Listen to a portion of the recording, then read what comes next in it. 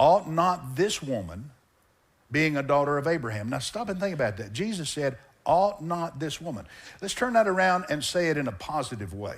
Say it in a little more clear way, a more emphatic way. Jesus said, this woman ought to be healed. She ought to be. Everybody say she ought to be. That tells me something, that there is a way that things ought to be. Now, just because a thing happens doesn't mean it ought to happen.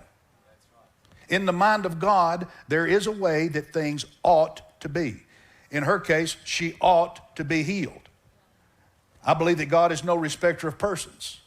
If she ought to be healed, you ought to be healed.